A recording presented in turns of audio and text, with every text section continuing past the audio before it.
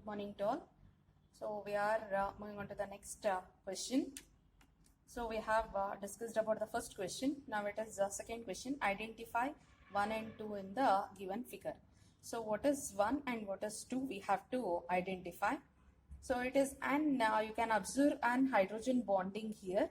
So it is different different polymer chain also, or poly amino acid chain also. So that is nothing but one is a coiled structure and another one is a sheet form. So the options also you can make out. It is alpha helix structure and beta pleated structure. So first one is alpha helix structure and the second one is beta pleated sheet of protein. It is DNA they have mentioned. So it is alpha helix structure of protein and beta pleated structure of protein. So that is option A is the correct answer for this question. Next question. Diagrammatic representation of protein structures are given below. So that is first one, second, third and fourth. By looking at the structure itself we can make out. So that is a primary structure. So coiled form is a secondary structure. More coiled it is a tertiary, and more number of polypeptide chains are coiled to one another, and that is a quaternary structure. Primary first one, secondary second one, tertiary third one, quaternary fourth one. So option A. Option A is the correct answer. Fourth question. So pick up the correct statement about the denaturation of protein. During denaturation, primary and secondary structure of proteins are destroyed, but tertiary structure remains intact. Next one, during denaturation, secondary and tertiary structures are destroyed, but primary structure remains intact. So the correct option is option B. So what is denaturation? Once will recall. Denaturation is nothing but, so if at all, if you are applying temperature,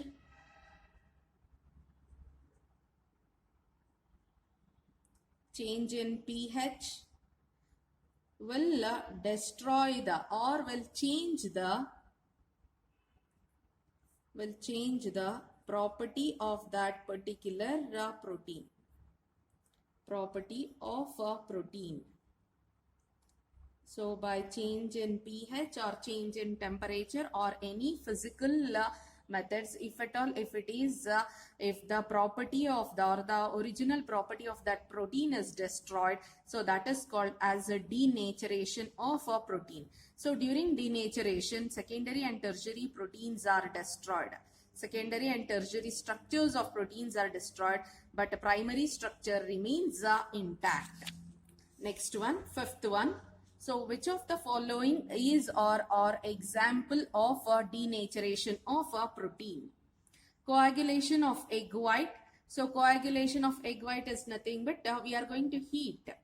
So that is egg white is in egg white is in liquid form. It is an liquid form, a transparent liquid it is. But when you boil that one, it is going to coagulate. It is going to form a precipitate. It is, just like a little bit harder mass it is going to form. And that harder mass will be white in color. Okay. So there what we are doing is, originally the protein is in liquid form. So when you increase the temperature, when you boil the substance, it is going to convert as a thick white mass it is going to be converted. Next, curdling of milk. So milk, if at all, if it is heated, if you are, if it is if you are going to add an little bit curd to the milk, so the entire milk is going to convert as a thick precipitate form. It is curdling of milk, and with that clotting of blood is a different phenomenon again. So coagulation of egg white and curdling of milk is a denaturation of protein. That is nothing but, so whatever the slight changes. So here, if at all, if you consider curdling of milk, there is a change in pH is taking place. Change in pH is taking place. Lactic acid, you can observe the presence of lactic acid there. So the change in pH and change in temperature is going to destroy the original nature of that particular protein. So that is what called a denaturation of a protein. So the correct option is both A and C. Coagulation of egg white and curdling of milk is an example for denaturation of protein. Next option, option D is the correct answer. Next question, sixth one. So match the following amino acid in column 1 with their characteristic feature of side chain given in the column 2 and select the appropriate option for the codes given below. So it is match the following and we have given with amino acids there. We have given with amino acids asparagine, proline, glutamic acid, serine. So asparagine is nothing but NH2COH2 it is. So this is asparagine. Likewise proline is nothing but this one. Okay, so it is not N, they are wrongly printed, it is H here. Okay, this is proline. Glutamic acid is this one. C is for 2. Next, so serine is this one, that is A4, B1, C2, D3 it is. So we can check the options properly here. So the options are given and option A is the correct answer. I hope it is clear. Next, we'll move on to the next question. Next, so an acidic amino acid among the following is, we need to identify the acidic amino acid. So we shall write the general form of that one. So that general form is, so we have NH2, CH, COOH, and it is R. So this is our general form. So where R is going to vary, R will be different groups will be present. So we shall write now what is glycine is. So glycine, only R is going to vary, the remaining thing as it is. So we have NH2, we have CH, we have COOH, and it is H. If it is H, then it is glycine. Okay. Next, valine will write. So valine is same, basic structure remains same, NH2, CH, COOH, and R group is CH. It is CH3, CH3. This is valine. Okay. Next, proline will proline structure. It is NH.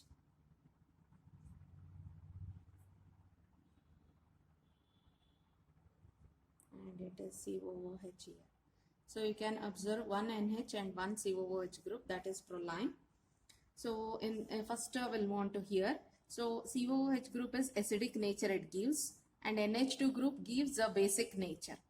So one COOH, one NH2, it is going to nullify one another. In this compound, one COOH, one NH2, it is going to nullify one another. So in the NH2 group, so this COOH group where H will be coming out as H plus, so that's why it is an acidic group. NH2 on nitrogen, lone pair of electrons is there. So that lone pair of electrons attracts H plus towards its side. So because of which it is basic in nature. So now it is same number COOH group as well as the equal number of NH2 groups. So it is going to cancel with one another. So here also one COOH and one NH2, it is going to cancel with one another. When you consider proline, so it is COOH group and here it is NH group. On nitrogen, once again a lone pair of electrons are there. So there also it is going to cancel one another. That means that, so all the three are neutral amino acids. They are neutral amino acids. That means none of these are acidic amino acids. So that is the correct option, none of these. Next one. So next question, that is a tripeptide. A tripeptide is written as a glycine, alanine, glycine. The correct structure of a tripeptide is. So glycine yesterday we have discussed. So glycine is, we can write it NH2, C, H, C double bond O, OH, down it is H. Glycine first, so H I have written. So likewise, we can write it alanine. Alanine is NH, the same NH2 group. So in our earlier case, we have discussed the general amino acid structure. So it is NH2, CH, R, COOH. NH2 group I have written as HNH. Okay, next. So it is CH, C double bond O, OH, where R is in alanine case it is CH3. Okay, next. So we'll write next once again the glycine. So it is H, NH, CH, H, COOH. We know that CH, and wherever it is what a COOH is there, so it is going to form OH minus and NH as H plus. So OH minus and H plus. When you are marking also, it should be like this only. OH minus, that is oxygen is taking a bonded pair along with it. Hydrogen is coming out as H plus. That means that it is leaving as H plus here. So here also same thing. It is OH minus and H plus. So 2 molecules of water is removed off. So that is what called condensation process. So amino acids are condensed. The remaining things we'll write it as it is. So it is NH2, CH, H, or we can write it as CH2 here. Then C double bond O. Next, combine C double bond O minus C double bond O plus it is. H plus means N minus. It is going to combine with this one. So we have NH, CH, CH3 and C double bond O, same thing. C double bond O plus, NH minus it is. So we have NH. Next it is CH2, or you can write it as CHH, C double bond OH. Okay. So this is our tripeptide. So we shall compare now. So which will be the similar to this one. Observe NH2. So NH2 CH3 bond is there. It is not there here. Okay. So that means that this structure is not possible. Followed. NH2 is there. After that it should be CH2. CH2 is there. Again that CH2 is bonded to CH3 they mentioned. That means that this is not the correct one. So next we'll move on to the next one. So that is NH2 is there. NH2 and CH2 is there. So NH2, CH2, and that is bonded to C double bond O. That is correct. Next, after that C double bond O, it is bonded to NH once again, correct. Then carbon with that CH3 is there, branching, that is also correct. Then C double bond O, NH, that is correct. Then CH2 is there, then it is bonded to COOH. So the correct answer is option C. Option C is the correct answer. If you want, you can check the remaining things also. Remaining things as it is, when you begin with NH2, we have CH2 there, and that CH2 is not bonded to CH3. So when you move to this one, so we have NH until here, it is correct. But the thing is, at the end you can check. So COOH is there, it is CH2 there, but CH2 again it is bonded to CH3 there. So that is not the correct option again. I hope it is clear. Next question. 9th one. Metabolic function in human bodies is carried out by.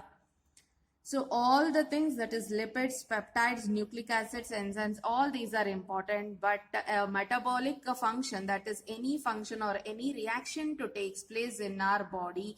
So enzymes are very, very important, and enzymes are the one which catalyze the reactions, biological reactions.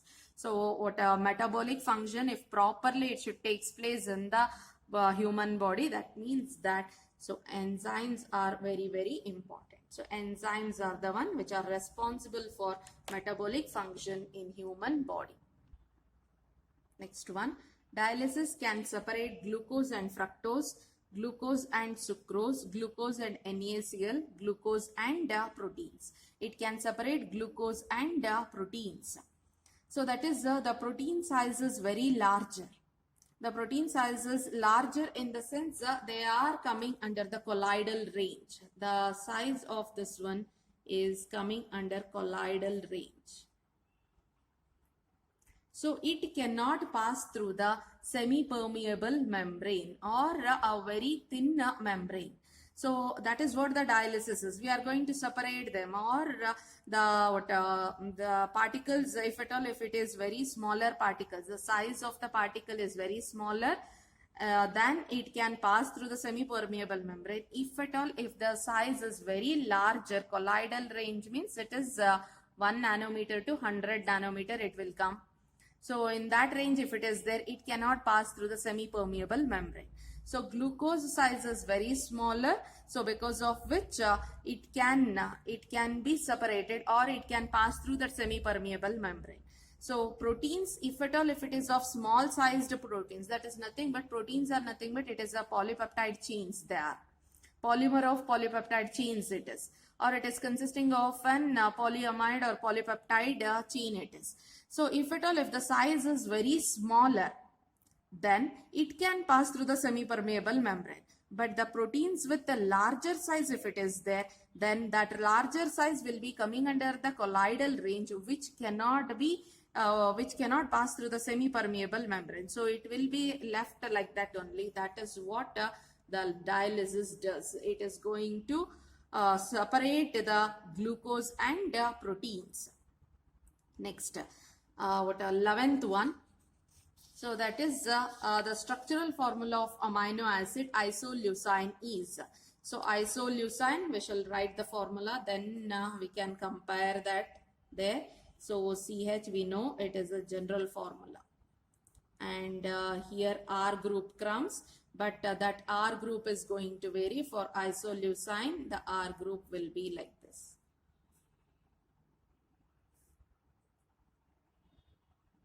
Okay. So compare this one with this one. So COOH, NH2, CH3 it is, that is not the one.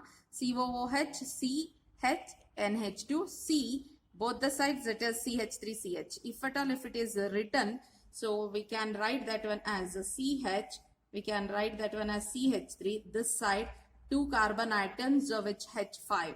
So we can write it as C2H5.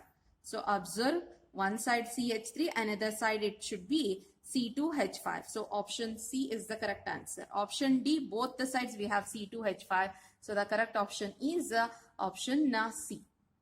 Next question. The pKa1 and pKa2 of an amino acid are 2.3 and 9.7 respectively. The isoelectric point of the amino acid.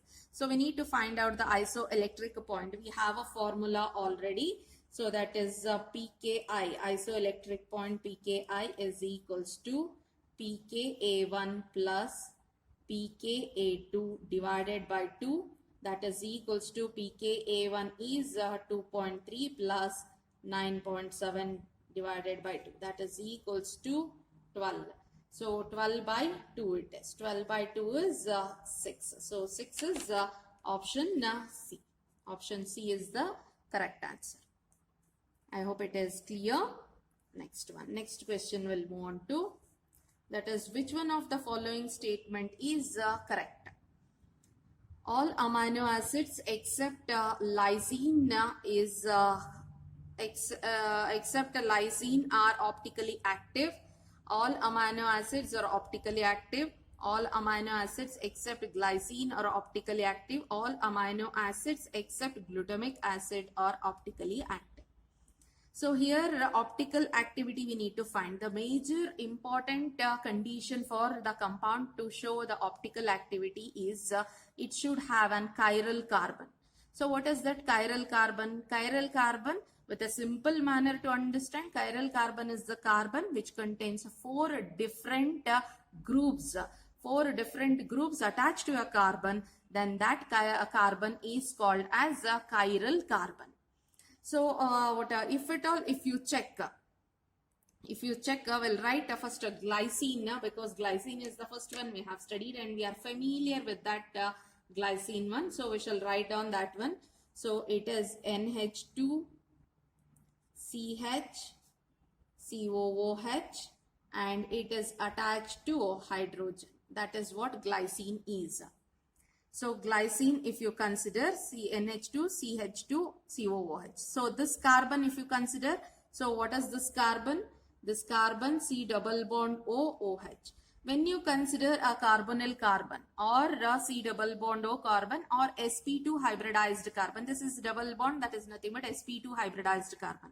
If it is sp2 hybridized carbon, so we consider in general or for what a simplified manner, we can say that, so carbon is attached to same oxygen atom twice. Carbon is attached to same oxygen atom twice. So we can write this one. This is just a simplified manner I'm writing to just to make you understand. So it is just like this. Double bond O is like so two bonds with oxygen atom only, similar. That means that not four different groups it is. Okay. Next, so that means that this is not the chiral carbon. This carbon will move on to this carbon, two hydrogen atoms. So if at all, if you consider this one side hydrogen, this side also hydrogen, this side different group and this side also different group. So two sides it has different groups, but two sides it has similar groups. That is hydrogen, similar bonds it has. That means that it is not the chiral carbon. So all amino acids except glycine are optically active. So glycine, living glycine, the remaining all are optically active. Okay. Now, so lysine and glutamic acid, we shall see that one. Lysine, NH2 CH COOH, it is CH2 4 times and it is NH2. This is what called lysine is. This is our lysine. Next, so likewise we can also write a glutamic acid.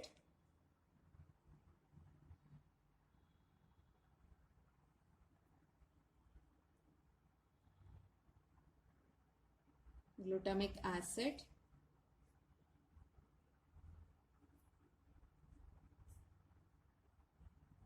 This is our glutamic acid. You can observe here.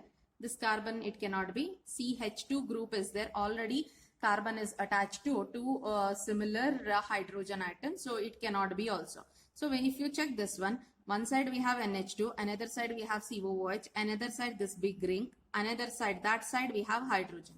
That means that this is our chiral carbon.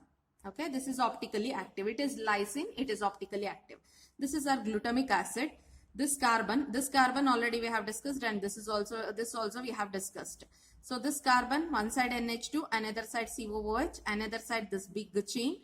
The other side we have hydrogen. Hydrogen along with this we have written, that is a fourth bond there. So that means that this is also chiral carbon. So the option all amino acids except lysine are optically active. It is not the correct statement.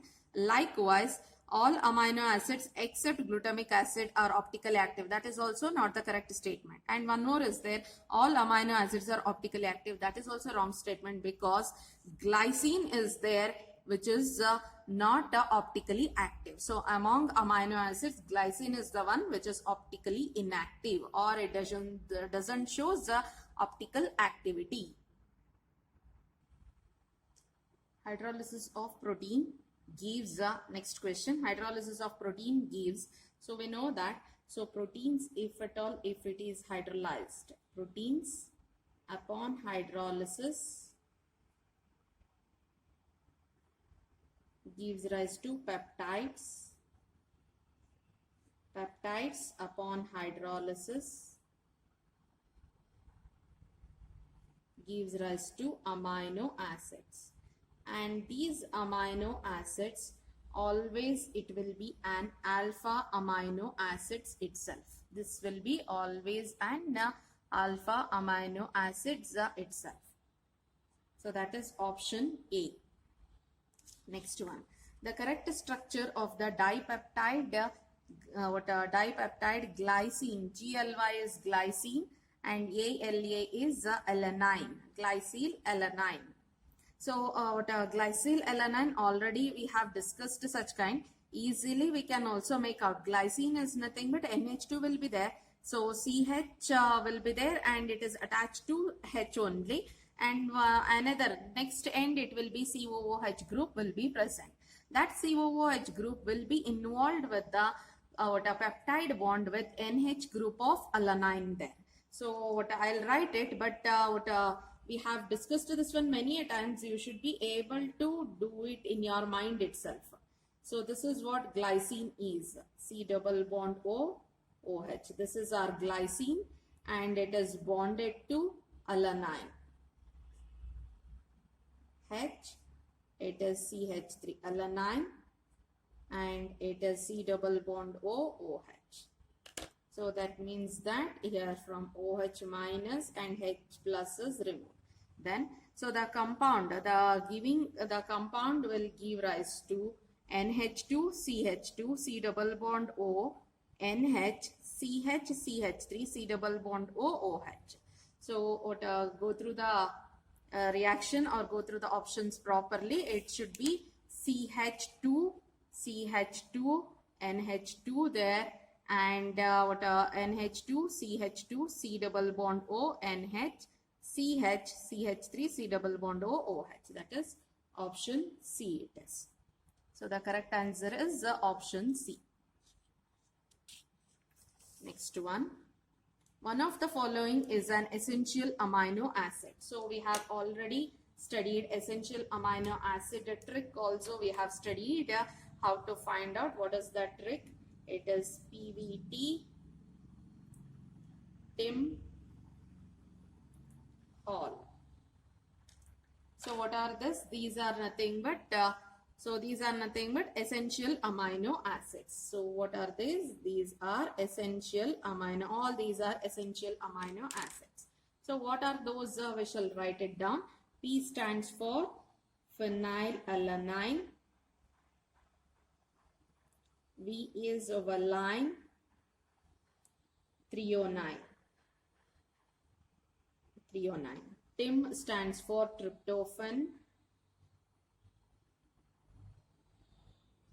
Isoleucine.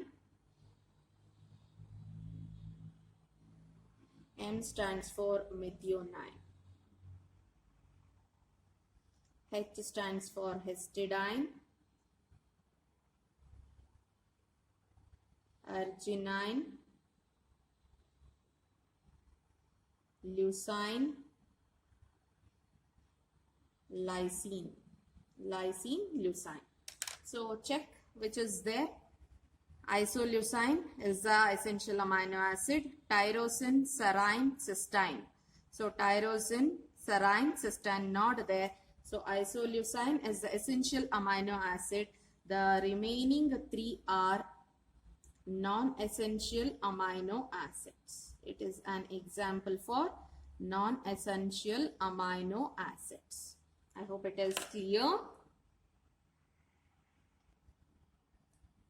Next one.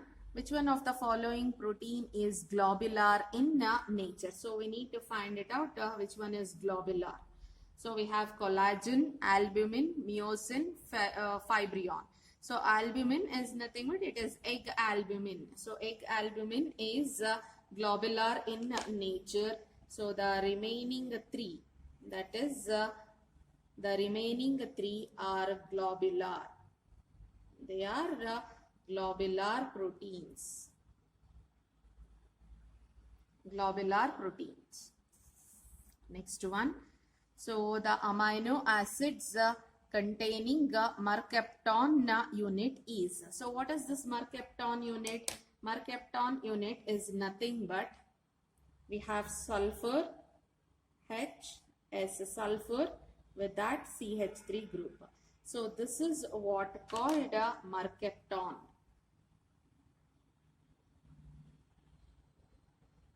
Mercaptan unit. Okay, so it is present in which one we need to identify. So either it is leucine, glutamine, cysteine, lysine. So it is nothing but it is a cysteine.